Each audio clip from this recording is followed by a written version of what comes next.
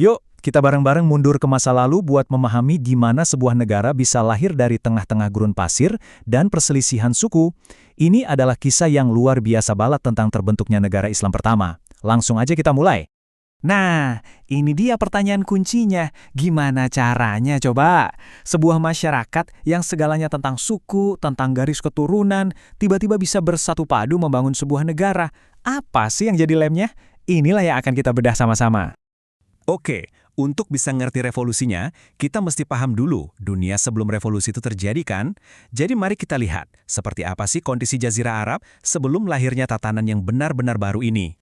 Jadi, sebelum Islam datang, itu nggak ada yang namanya bangsa Arab yang bersatu. Sama sekali nggak ada. Politik mereka itu pecah-pecah jadi 3 bentuk utama. Ada Ad-Daulah atau kerajaan, contohnya di Yaman. Terus ada Al-Madinah, kota-kota yang jadi pusat politik kayak di wilayah Hijaz. Dan yang paling dominan ya Al-Qabilah atau suku, yang jadi satu-satunya unit sosial dan politik di tengah gurun pasir yang luas. Nah, yang jadi perekat sekaligus pemecah belah mereka itu adalah konsep ini, asobiyah qobaliyah.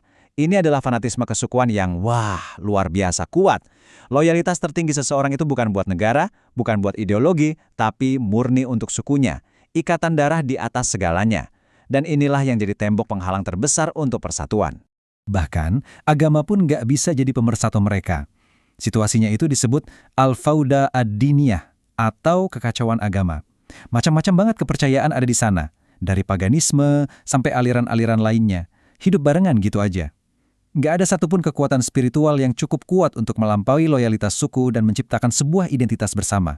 Dan justru di tengah kekacauan inilah sebuah perubahan yang fundamental terjadi. Oke, sekarang kita pindah ke momen titik baliknya.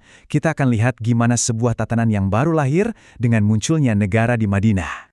Terus, gimana ini bisa terjadi? Ada 3 langkah yang jadi pondasinya. Pertama, hijrah. Ini bukan sekedar pindah, tapi sebuah migrasi strategis ke Madinah yang jadi titik nol. Kedua, dan ini kuncinya, persatuan dibangun di atas dasar yang baru, al-aqidah Islamiyah, keimanan Islam. Iman menggantikan ikatan darah. Ketiga, adanya kepemimpinan yang komprehensif dari Nabi Muhammad yang menyatukan fungsi eksekutif, yudikatif, dan legislatif dalam satu komando. Dan ayat ini, ini merangkum ideologi di baliknya dengan sempurna. Ayat ini menegaskan sebuah konsep yang sangat radikal pada zaman itu. Kalian semua nggak peduli dari suku mana, asal-usulnya apa, sekarang adalah satu ummah, satu komunitas tunggal yang diikat oleh keyakinan yang sama. Inilah pondasi dari negara yang baru itu. Tapi, sehebat apapun fondasinya, pasti akan diuji. Setelah sang pendiri wafat, negara yang masih muda ini menghadapi tantangan terbesarnya, kekosongan kekuasaan. Nah, ini membawa kita masuk ke era Khulafaur Rasyidin. Coba bayangkan momen itu. Sosok sentral yang menyatukan semuanya telah tiada. Ini menciptakan apa yang disebut Farah as-Sultah, sebuah kekosongan kekuasaan yang sangat berbahaya. Ancaman untuk kembali terpecah belah ke fanatisme suku jadi nyata banget. Persatuan yang baru dibangun itu ada di ujung tanduk. Dari krisis itulah muncul era para pemimpin yang terbimbing. Mulai dari Abu Bakar Asy-Syiddiq yang berhasil menstabilkan negara, Umar bin Khattab yang memperluas wilayahnya secara masif, lalu Utsman bin Affan dan Ali bin Abi Thalib, sampai ke Hasan bin Ali yang menutup era ini dengan sebuah tindakan perdamaian yang luar biasa. Masing-masing dari mereka menghadapi tantangan yang unik untuk menjaga negara ini tetap utuh. Jadi, apa sih warisan yang mereka tinggalkan?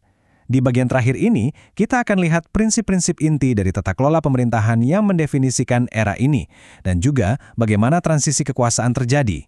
Nah, poin paling krusialnya ada di sini. Kepemimpinan mereka itu dasarnya adalah konsep khidmi, atau melayani, bukan intifai, atau mencari keuntungan pribadi. Lihat deh perbedaannya, jauh banget.